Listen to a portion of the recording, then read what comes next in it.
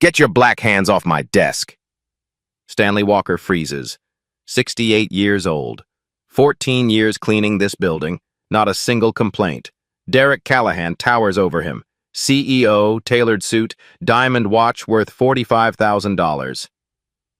My Patek Philippe is missing. You people see something shiny, you can't help yourselves. His lip curls. Empty your pockets. Now. Stanley's belongings scatter across the marble.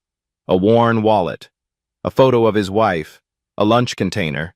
No watch. No diamonds. A security guard films on his phone. An analyst whispers, "Never trust the help."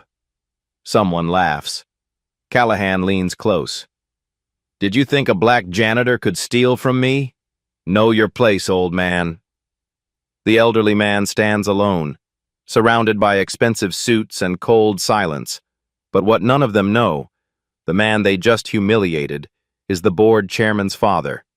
And in 72 hours, the CEO will be begging him for mercy. Stanley Walker arrives at Cornerstone Capital Partners every night at 11. He parks his 12-year-old Honda in the garage basement, takes the service elevator to the 3rd floor, and begins his rounds. The building rises 38 stories above Chicago's Loop District. Glass and steel, Italian marble in the lobby, the kind of address that whispers money before anyone speaks. Stanley doesn't whisper. He works. Tonight, like every night, he starts with the break rooms. Coffee stains on countertops, crumbs in the sink. The sharp smell of industrial cleaner fills his nostrils as he sprays, wipes, moves on. His mop bucket squeaks against the linoleum. The fluorescent lights hum overhead. He's 68 years old, 14 years at this job. His employee file, buried somewhere in HR's database, reads like a blank page. 0 incidents, 0 complaints, 0 recognition. That's fine with Stanley. Recognition was never the point. The point waits for him at home. Eleanor, 66 years old, heart condition that requires monthly medication. She's sleeping now, probably curled on her side of the bed, the way she's slept for 40 years of marriage. Stanley carries her photo in his wallet. It's the only photo there. Taken at their son's college graduation, 23 years ago. Eleanor's smile, Stanley's hand on her shoulder, their boy between them, cap and gown, eyes bright with the future. Their boy did well, better than well.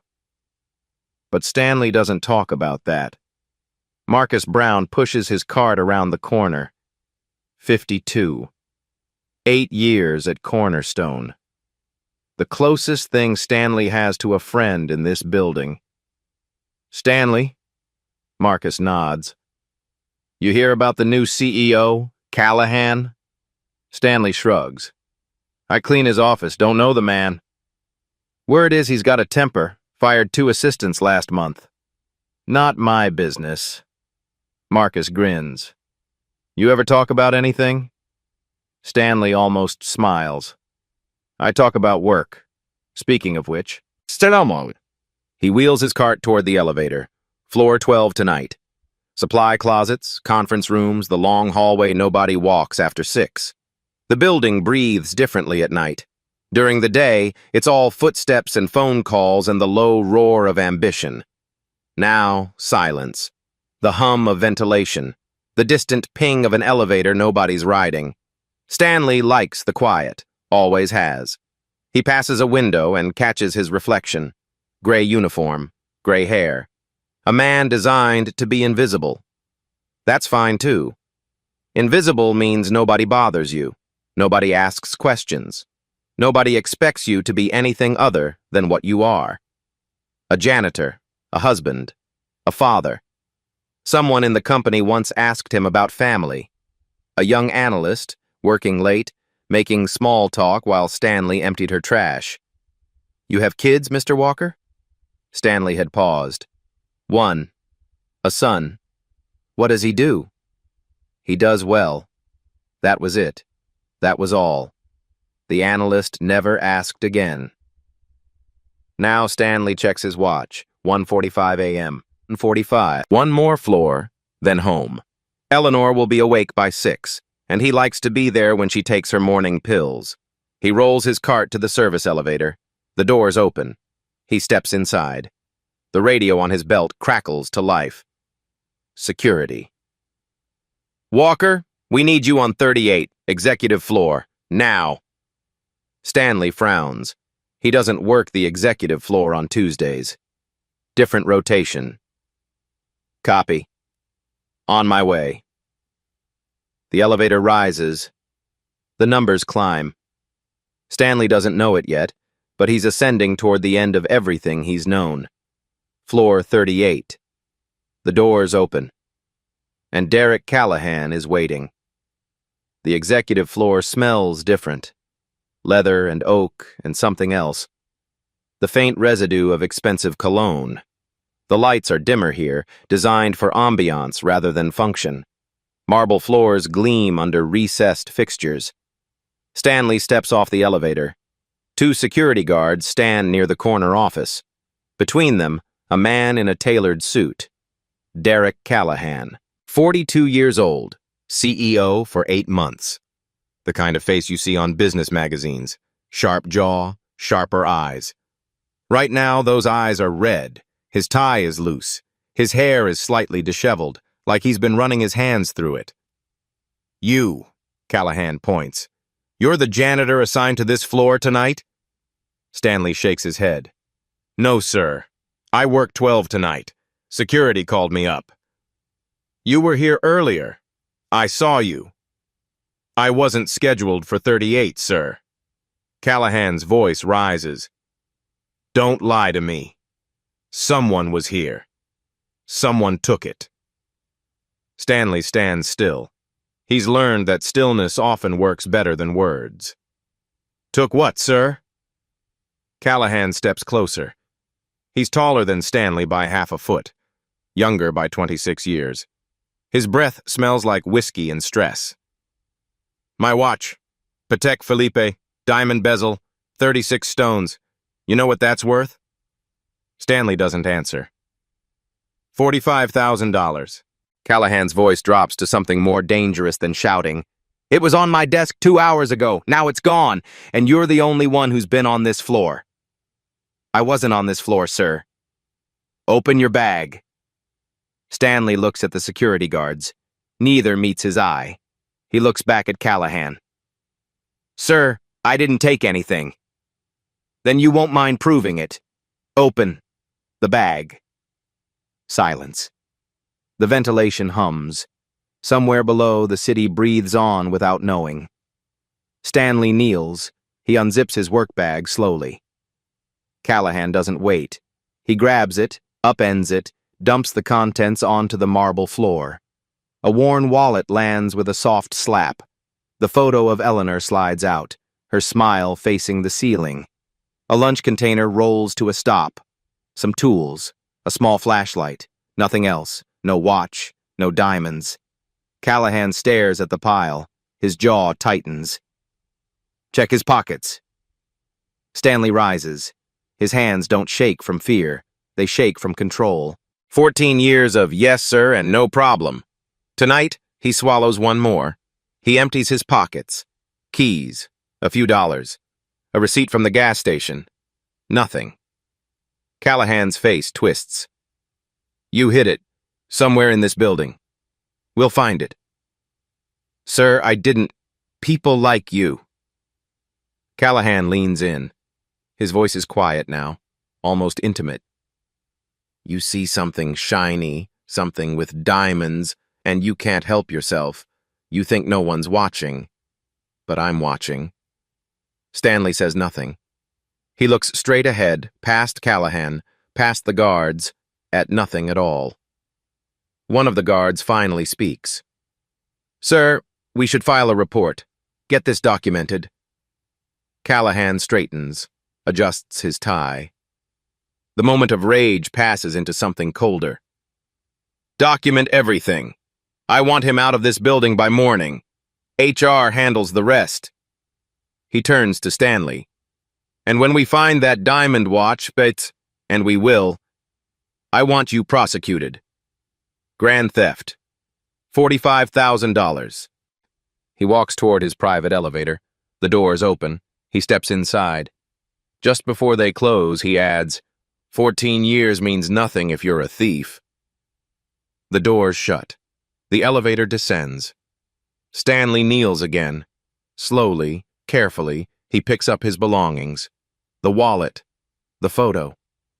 He looks at Eleanor's face for 1 second, then slides it back into its place. The security guards watch. One of them opens his mouth, maybe to apologize. Stanley doesn't give him the chance. He zips his bag, stands, and walks to the service elevator. Behind him, the security report is already being written. By 8 a.m., Stanley Walker will be erased from the company's system. But someone else is watching. A woman near the stairwell, half hidden in shadow. Grace Thornton, senior auditor. She saw everything, and she's already thinking. Morning arrives cold, November in Chicago. The wind off Lake Michigan cuts through the downtown canyons like a blade. At 8:04 a.m., Linda Crawford, HR director, 18 years at Cornerstone, sends an email. Subject line, immediate action required. Walker, Stanley. The body is brief. Effective immediately, Stanley Walker is suspended pending investigation into theft allegations. Badge access revoked. No entry to premises until further notice. There is no investigation. There is only the email. By 9:32 a.m., Stanley's badge stops working. The system logs the exact moment. Badge ID number 7821, S. Walker. Access revoked. 09/32/17 CST. 14 years of clean swipes, ending in a single database command. By noon, the story has spread through the building. Did you hear? The old janitor stole the CEO's watch. $45,000. Diamond encrusted. Always the quiet ones, right? Nobody asks Stanley for his side. Nobody checks the facts.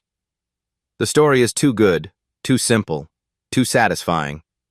Rich man victimized by hired help. Classic tale. Easy to believe. In the executive dining room, Derek Callahan mentions the unfortunate incident to 3 board members over lunch. His tone is measured, professional, disappointed.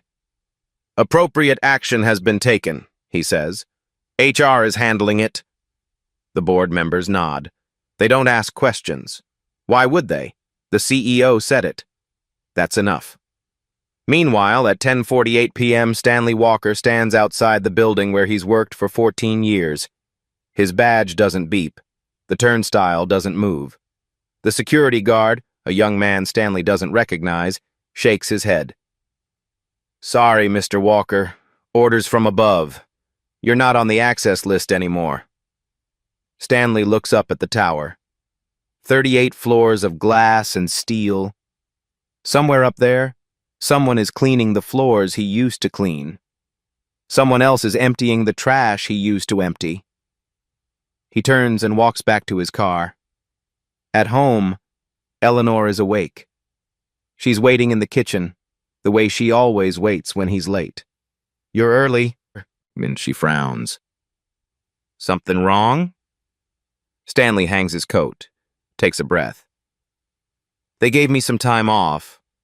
Company's restructuring. It's not a lie. Not exactly. But it's not the truth either. He can't tell her the truth. Not with her heart. Not with the worry that would follow. Restructuring? Eleanor's eyes narrow. 40 years of marriage have made her an expert in his silences. Stanley. It's fine, Elle. Just some time off. Might be nice, actually. I can drive you to your appointments. She doesn't believe him. He can see it. But she doesn't push. That's Eleanor. She knows when to wait. Okay, she says. Come eat. They eat in silence. The kitchen clock ticks. Outside, the city moves on without them. In the executive suite, Derek Callahan reviews his calendar. Meetings, conference calls, a charity gala on Friday. Life continues. The janitor situation is handled. What Callahan doesn't know, at 2:45 a.m., while Stanley was still being interrogated, Callahan sent an email to HR, not a request, a command. Terminate immediately. No appeal process. I want him out by morning. The diamond watch is worth $45,000. This is grand theft. The email was sent before any investigation, before any evidence review, before anyone checked the security footage or the badge logs or anything else. Derek Callahan didn't want the truth. He wanted a result. That email still exists. Somewhere in the server, it waits. Meanwhile, Marcus Brown pushes his cart through the 12th floor, the route Stanley should be walking. 3 other janitors have asked him about the theft. Marcus said nothing. What could he say? He wasn't there. Except he was in the lobby at 2:15 a.m. that night, 15 minutes after the CEO claimed the watch was stolen. And Marcus saw something. He saw Derek Callahan step out of the executive elevator, adjusting his cuff, and on his wrist, catching the lobby's recessed lighting, something sparkled. Diamonds. Marcus isn't sure. The light was dim. The moment was brief. But he knows what he saw, or thinks he does. He doesn't say anything. Not yet. Jobs are hard to find at 52. Accusations are easy to make and hard to take back. He keeps pushing his cart, keeps his head down, keeps working. But the image stays with him. The sparkle of diamonds on a wrist that should have been bare. Back in her corner office, Grace Thornton pulls up the security system on her monitor. As senior auditor, she has access to the CCTV archives. She's supposed to use it for financial investigations, not personnel matters. She uses it anyway. Camera FL38XX01, Executive Floor, November 14th. She scrubs through the timeline. 1:47 a.m., 1:48, 1:49. There. Derek Callahan entering his private office. Alone, and on his wrist, catching the overhead light, the unmistakable flash of diamonds. Grace pauses the footage, studies the timestamp, studies the man.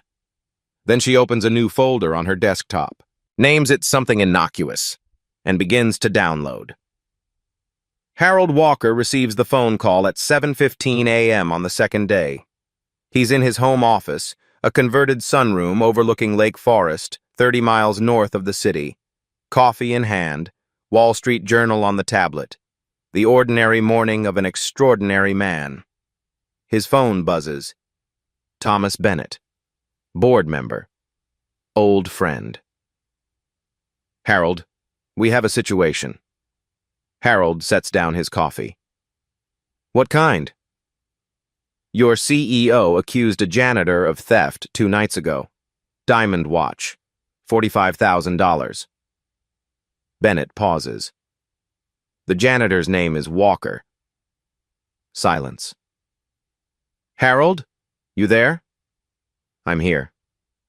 It's probably a coincidence, common name, but I thought you should know, given your disclosure.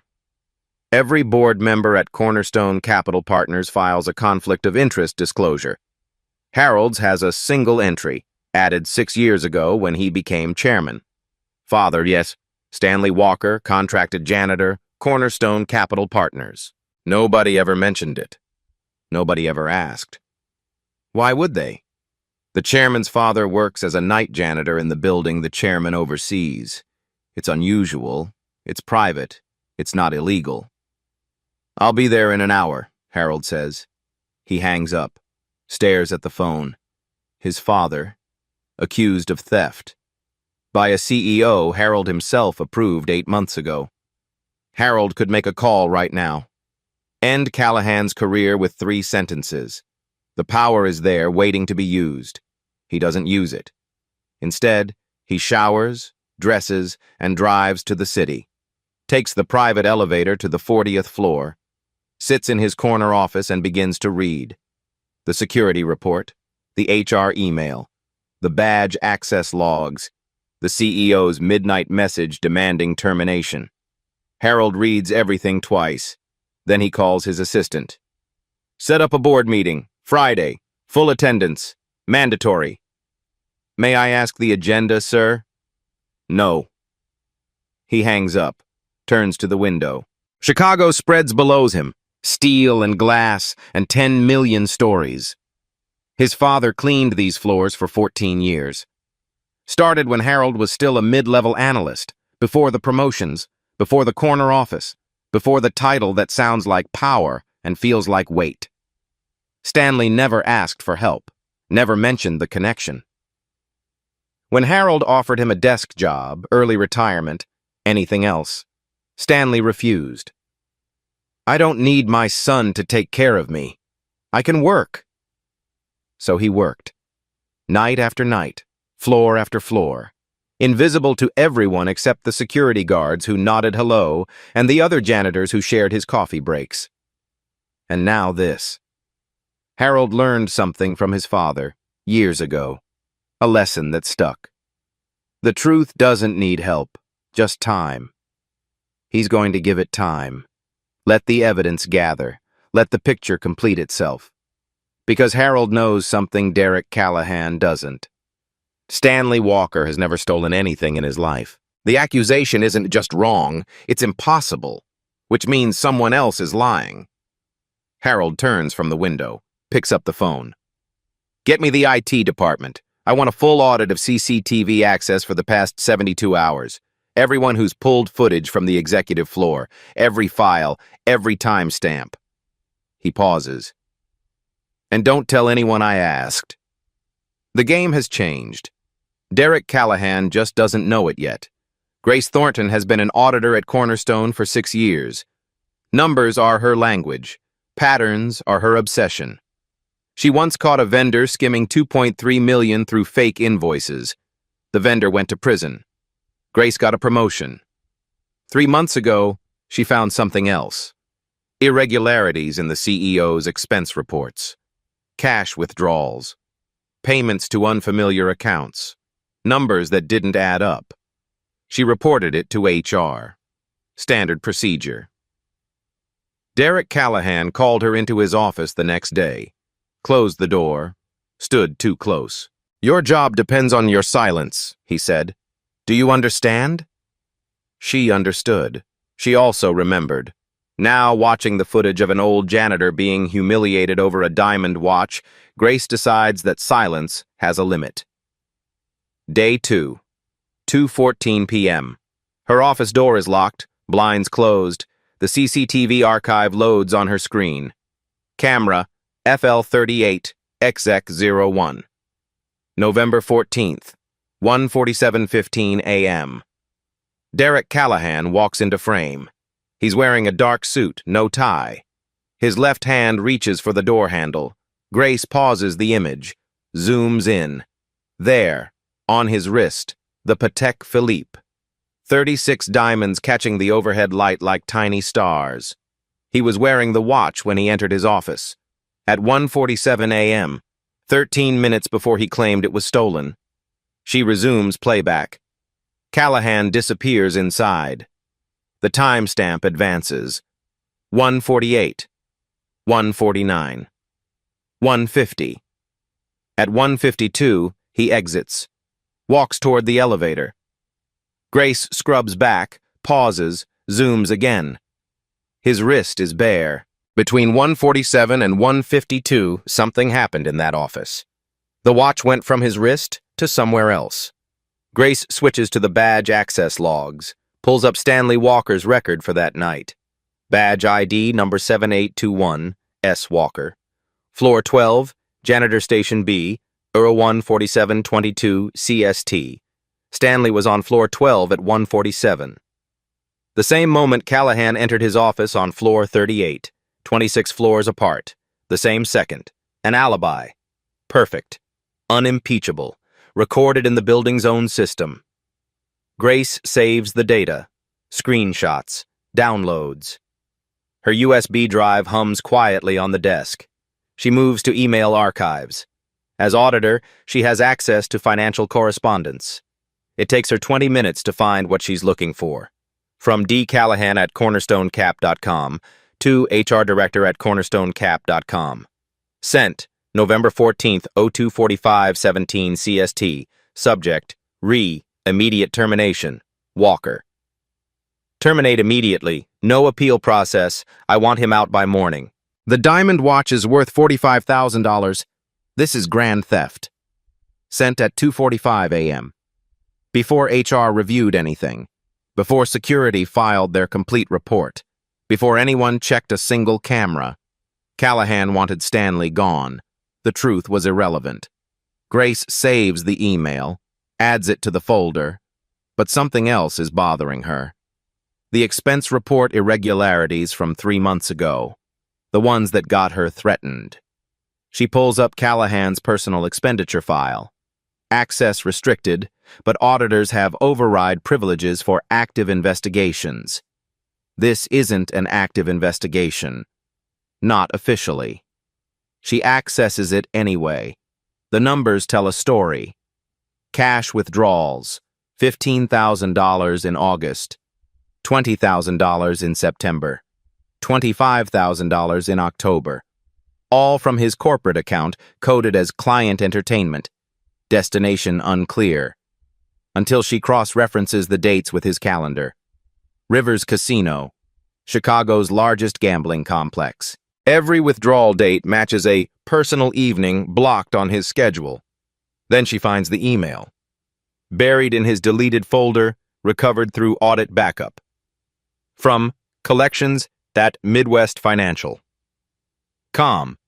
To D. Callahan at cornerstonecap.com. Sent, November 10th, 09:12:33 CST. Subject, final notice. $120,000 due by end of month. We know where you work. Debt collection, 6 figures. 4 days before the diamond watch disappeared. Grace sits back. The picture is forming. Derek Callahan is drowning in gambling debt. $120,000 owed. Collectors threatening exposure. His diamond watch, $45,000 of portable wealth, is the fastest way to generate cash. But he can't just sell it. People would notice. People would talk.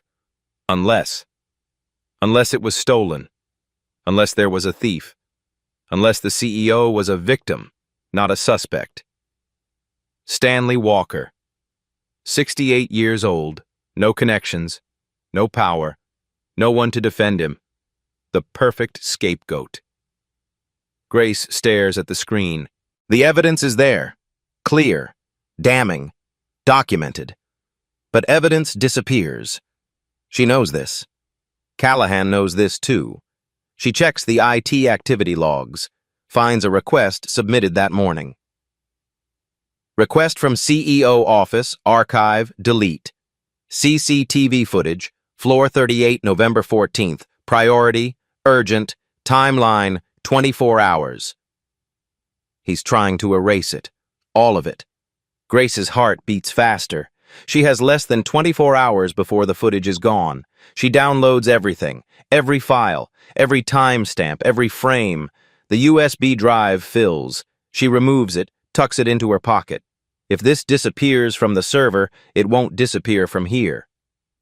Night falls. Grace stays late, as usual. But tonight isn't usual. She pulls out her phone. Scrolls to a contact she hasn't used in months. Marcus Brown. The janitor who works Stanley's old floor. She types a message. I need to talk to you. It's about Stanley Walker. It's important. The response comes at 11:47 p.m. I saw something that night. Been trying to decide if I should say anything. Grace's fingers tremble as she types back. Tell me everything. The evidence was clear. Stanley Walker couldn't have stolen that watch. The CEO's own systems proved it. But Callahan wasn't going down without a fight. What happened next nearly destroyed everything. And everyone who tried to stop him. Derek Callahan discovers the breach on day 3. His IT director calls at 9 a.m. Nervous voice, careful words. Sir, someone accessed the CCTV archives from the executive floor. Multiple times, over the past 48 hours. Callahan grips his phone. Who? Grace Thornton, senior auditor. Silence. Then, that bitch. He hangs up, sits in his leather chair, thinks. Grace Thornton. The same woman who questioned his expense reports 3 months ago. The same woman he warned to stay silent. She didn't listen. Callahan pulls up his email, types quickly. From D. Callahan at cornerstonecap.com to G. Thornton at cornerstonecap. Come sent. November 16th, 09/14/22, CST. Subject, audit priorities. Drop whatever you're doing on the current audit. That's an order. Your performance review is coming up. I expect full cooperation with executive priorities. The threat is thin, deniable, but clear. He sends a second message, this one to IT. Accelerate the archive deletion. Floor 38 footage. I want it gone by end of business today. Then he calls Linda Crawford. HR. The Walker termination. Is it finalized? The paperwork is processing. He's suspended pending. Not suspended, terminated. Today, no appeals, no severance, nothing. Pause. Derek, there's a process. The process is what I say it is. Do it. He hangs up before she can respond. In her office, Grace reads the email. Her hands are steady, but her heart isn't. She knows what this means. Callahan is scared. Scared people make mistakes. Scared people also destroy evidence and ruin lives. She has maybe 8 hours before the footage is erased. Her copies are safe, but she needs more. She needs witnesses. She needs someone else who knows. Her phone buzzes. Marcus Brown. I thought about what you asked. I'll meet you. Coffee shop on Adams. Not inside the building. Tonight, 7 p.m. Grace types back. I'll be there. At 3:15 p.m., Stanley Walker's phone rings. He's at home, sitting in the kitchen, staring at the wall. 3 days of nothing. 3 days of watching Eleanor pretend not to worry. The caller ID shows the hospital. Mr. Walker, this is Northwestern Memorial. Your wife was brought in by ambulance 20 minutes ago. Cardiac event. She's stable, but you should come. Stanley is in his car before the call ends. The drive takes forever and no time at all. Red lights, traffic, the hospital parking garage, the elevator, the ICU. Eleanor lies in a narrow bed, monitors beeping, tubes in her arm. Her face is pale, but her eyes are open. Stanley? Her voice is thin. He takes her hand. It's cool, fragile, the hand he's held for 40 years. I'm here, Elle. I'm here. They said, my heart. The stress. Stanley squeezes her fingers, says nothing. You've been worried, she whispers. I can tell. Something's wrong. Something you're not telling me. He could tell her now. The accusation, the humiliation, the job he's lost. He doesn't. It's nothing. Just work stuff. You focus on getting better. She doesn't believe him. He can see it in her eyes, but she's too tired to argue. Okay, she says. Stay with me? Always. He pulls a chair to her bedside, sits, watches the monitors blink. His career is gone. His reputation is destroyed. His wife is in the hospital. And somewhere in a tower 30 miles away, the man responsible is trying to erase the proof. Stanley doesn't know about Grace Thornton, doesn't know about the downloaded footage, doesn't know about Marcus Brown's testimony. He knows only this. He's 68 years old, and the world has decided he's a thief. Meanwhile, Through official channels, Derek Callahan releases a statement through his attorney. These allegations regarding Mr. Callahan are baseless. The CEO is confident that the truth will prevail and that the missing property will be recovered. He has cooperated fully with building security and HR protocols. The statement says nothing about evidence, nothing about timestamps, nothing about the email sent at 2:45 a.m. demanding termination before any investigation. It doesn't need to. In the court of corporate opinion, Derek Callahan is the victim. For now. At 7 p.m., Grace Thornton sits in a coffee shop on Adams Street. The door opens. Marcus Brown walks in. He looks tired, nervous, older than his 52 years. He sits across from her, doesn't order anything. I saw him, Marcus says. That night. 2:15 a.m. The CEO came down to the lobby. Grace leans forward. And? He was wearing the watch, the diamond one. I remember because it caught the light. Marcus swallows. He said it was stolen at 2 a.m., but I saw it on his wrist 15 minutes later. Grace pulls out her phone. Will you say that officially? On record? Marcus hesitates. His job, his pension, his family. Then he thinks of Stanley. 14 years, 0 complaints. Treated like a criminal. Yes, Marcus says. I'll say it. The ICU is quiet at midnight. Only the beeping of monitors, the soft footsteps of nurses, the occasional whisper of a ventilator down the hall. Stanley hasn't moved from Eleanor's bedside. His back aches. His eyes are dry. But he stays. She wakes around 2 a.m., the same hour 3 nights ago, when everything fell apart. Stanley. Her voice is stronger now. You're still here. Where else would I be? She studies his face. 40 years of reading his silences. She knows something is broken. Tell me, she says. He could lie. He's been lying for 3 days. But here, in this room, with the machines keeping rhythm and the city asleep outside, he can't. They accused me of stealing. The words come slowly. A watch. The CEO's diamond watch. They said I took it. Eleanor's hand tightens on his. I didn't take anything, Elle. I never even saw it. I know. They fired me. Well, suspended. Same thing. 14 years, and they threw me out like garbage. Eleanor is quiet for a moment. The monitor beeps. What are you going to do?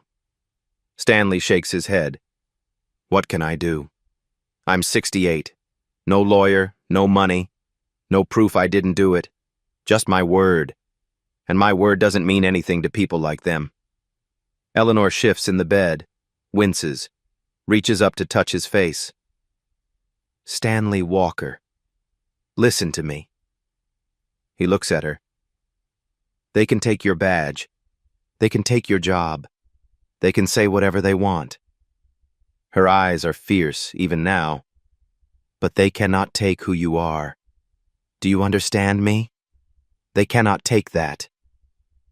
His throat tightens. You're a good man. You've been a good man every day of your life, cleaning their floors, raising our son, taking care of me. She squeezes his hand. That's not nothing. That's everything. Stanley doesn't cry. He hasn't cried in years, but something breaks loose in his chest, something that's been held too tight for too long. I don't know what to do, he whispers. You don't have to know. Not yet. Just don't let them make you forget who you are. He nods. Can't speak. They sit in silence. The monitors beep. The city breathes outside. 2 people who've spent 40 years learning each other's rhythms, holding on. At 6 a.m., Stanley's phone buzzes. A text from a number he doesn't recognize. Mr. Walker, this is Grace Thornton. I work at Cornerstone. I have information about what really happened. We need to talk. I found something. You need to see this. Stanley reads the message twice, 3 times. Information, evidence, someone who believes him. He looks at Eleanor. She's asleep again. Breathing steady, heart rate stable. He types back, "Where?" The response comes immediately. "There's a lawyer, Rachel Simmons. She's willing to help, pro bono. Can you meet us this afternoon?" Stanley Walker has been invisible his whole life. A janitor, a face in the background, someone nobody notices. But someone noticed. Someone is fighting. He types, "I'll be there." Stanley was at rock bottom, his wife in the hospital, his name destroyed. 14 years erased in a single night. But the truth has a way of rising, and the people he'd never met were about to change everything. The law office of Rachel Simmons occupies a converted brownstone in Lincoln Park. No marble, no mahogany, just bookshelves, coffee stains, and a woman who's spent 20 years fighting fights nobody else will take. Stanley arrives at 2 p.m. Grace Thornton is already there. So is Marcus Brown. Rachel spreads the evidence across her conference table. Printed screenshots, email transcripts, badge logs, CCTV stills. "Let me make sure I understand," Rachel says. At 1:47 a.m., Derek Callahan entered his office wearing the diamond watch. At 1:52, he left without it. At the exact same moment, 1:47, Stanley was on floor 12, 26 floors away. Grace nods. The badge system logged him at the janitor station, time-stamped to the second. And the email Callahan sent to HR? Demanding termination, sent at 2:45 a.m., before any investigation, before anyone checked the cameras. Rachel picks up Marcus's written statement. "And you saw Callahan at 2:15 a.m. wearing the watch after he claimed it was stolen." Marcus nods. "The diamonds caught the lobby light. Couldn't miss it." Rachel sets down the paper, looks at Stanley. "Mr. Walker, this isn't just wrongful termination. This is defamation. Your CEO publicly accused you of a felony, $45,000 in grand theft, with 0 evidence. Worse, the evidence actively proves you couldn't have done it." Stanley sits quietly, processing. "What happens now?" "Now we build the case, but there's something else." Rachel glances at Grace. "Tell him." Grace pulls out another document, the debt collection email, the casino payments, the $120,000 deadline. Callahan has a gambling problem. He owes 6 figures to collectors.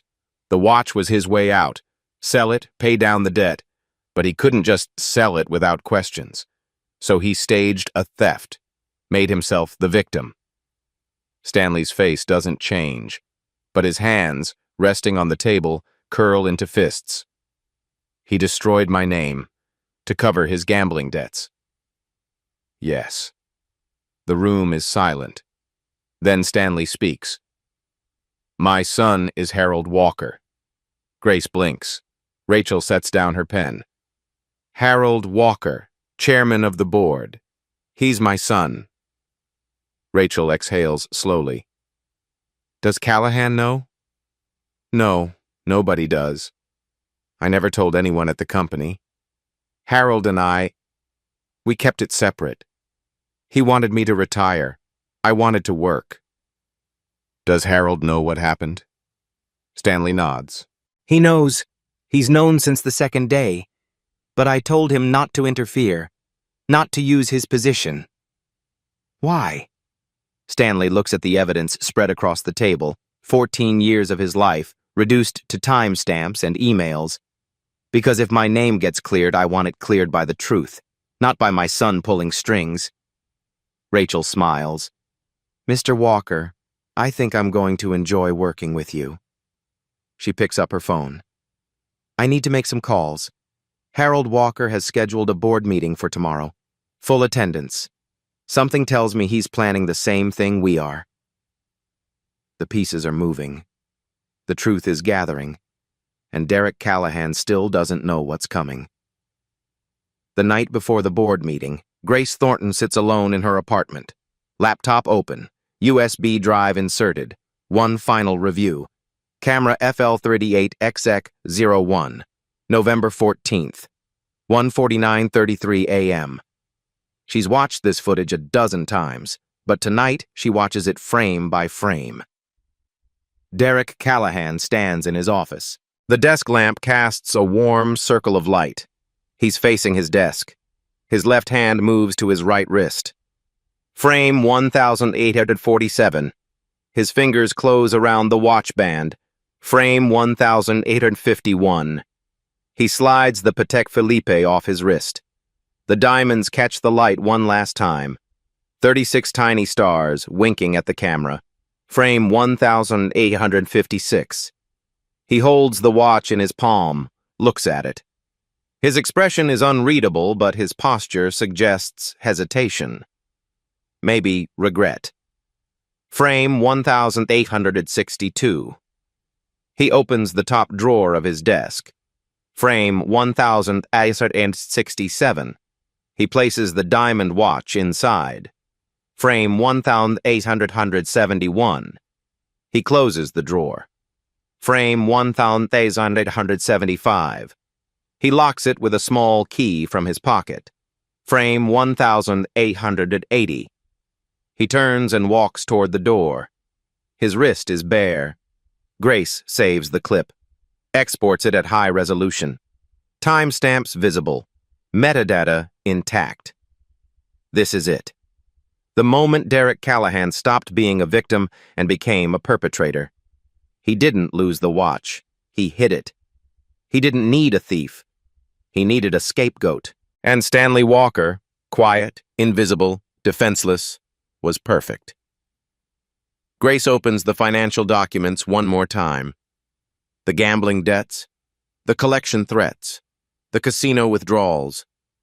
$45,000. Enough to buy 3 more months from the collectors. Enough to keep his secret buried. All it cost was one old man's reputation. She sends the files to Rachel Simmons, CC's Harold Walker's secure email. Subject line, evidence package, board meeting tomorrow. Then she sits back, waits. Her phone rings at 11:14 p.m. Harold Walker. Ms. Thornton, I've reviewed everything. Thank you. What happens tomorrow, sir? Tomorrow the board sees the truth. All of it. And your father? Pause. He'll be there. I asked him to come. Does Callahan know about your relationship? No. He's about to find out. Grace allows herself a small smile. How do you think he'll react? I think, Harold says slowly, that Derek Callahan is about to learn something my father taught me a long time ago. What's that? The truth doesn't need help. Just time. They hang up. Across the city, in a corner office on the 38th floor, Derek Callahan pours himself a whiskey, his third of the night. The board meeting is tomorrow. He doesn't know what it's about. Harold Walker didn't say. Probably quarterly projections, maybe the Henderson acquisition. Routine stuff. He opens his desk drawer. The diamond watch is still there, exactly where he left it 5 nights ago. He picks it up, turns it in the lamplight. 36 diamonds catching the glow. 8 months ago, this watch meant success. A symbol. A reward. Now it's just evidence. He doesn't know that yet. He places the watch back in the drawer, locks it, finishes his whiskey.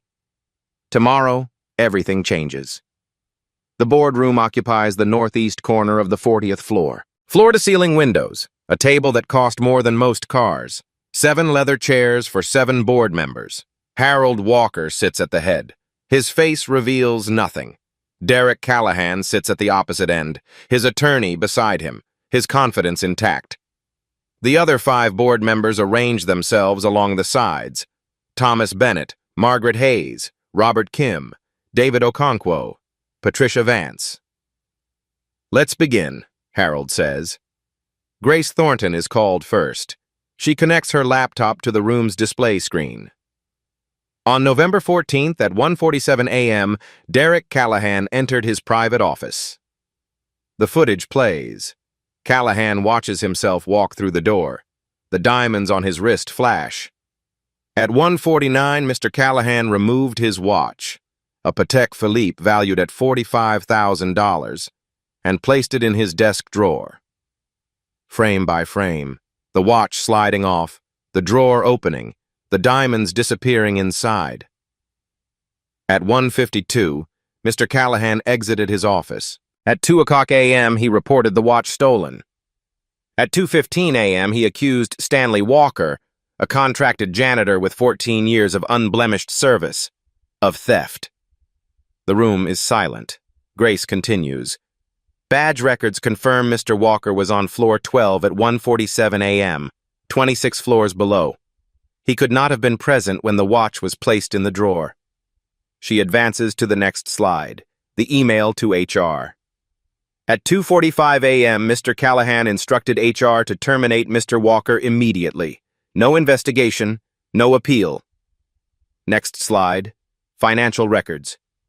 Mr. Callahan owes approximately $120,000 to gambling creditors. The watch would have covered a substantial portion of that debt. Thomas Bennett speaks first. Mr. Callahan, can you explain this footage? Callahan's attorney leans forward. The footage may be... I asked Mr. Callahan. Derek Callahan looks at the screen, at his own hands, placing the watch in the drawer, at the timestamp that proves everything. I don't recall the specifics of that evening. You don't recall hiding your own watch? Silence. Harold Walker stands. Before we proceed, I want to clarify something for the record. He looks directly at Callahan. The janitor you accused of stealing a $45,000 diamond watch, Stanley Walker, is my father. The color drains from Callahan's face. I didn't know. No, you didn't. Because you never asked. You needed someone to blame for your debts. Someone invisible. Someone powerless. Harold pauses. You chose wrong. He walks to the boardroom door, opens it. Dad, you can come in now. Stanley Walker steps into the room. Clean shirt, pressed trousers, the same quiet dignity he's carried for 68 years. He doesn't speak, doesn't need to. Callahan can't meet his eyes. Thomas Bennett clears his throat. The board votes to terminate Derek Callahan's employment, effective immediately. All evidence will be forwarded to the district attorney for potential criminal charges. Callahan's attorney begins gathering papers. The meeting is over. As Callahan walks toward the door, he passes Stanley. Stops. Opens his mouth. No words come. The door closes behind him. Stanley looks at his son. Harold nods. That's enough. 1 week later, Stanley Walker returns to Cornerstone Capital Partners. His badge works again. The turnstile clicks open. He walks through the lobby he's crossed 1,000 times before. The receptionist looks up, smiles. Welcome back, Mr. Walker. He nods, keeps walking. In the elevator bank, 2 analysts stop their conversation. One of them starts to clap. Then another. Then the security guard. Stanley doesn't stop, doesn't look back. He takes the service elevator to floor 12. His floor. His route. Eleanor is home now, recovering, strong enough to yell at him for working too hard, strong enough to be Eleanor again. Harold visited them last weekend. First time in months they'd all sat together. Coffee, silence, the comfortable kind. Why didn't you let me help sooner? Harold asked. Stanley shrugged. You did help. You let the truth do the work. That's what I taught you. Derek Callahan is awaiting trial. Fraud, defamation, evidence tampering. The diamond watch sits in an evidence locker. $45,000 of cold, sparkling proof. Stanley thinks about it sometimes. All that money on a man's wrist. All that destruction for one piece of jewelry. He picks up his mop, starts working. Clean floors don't clean themselves. He cleans their floors. He never touched their diamonds. And now, they know his name. If this story reminded you of someone who deserves respect, someone whose work goes unseen, share it with them. Titles don't exempt consequences. Diamonds don't buy integrity. And the truth never needed a title to speak. Subscribe if you want more stories where justice doesn't stay silent. We're just getting started.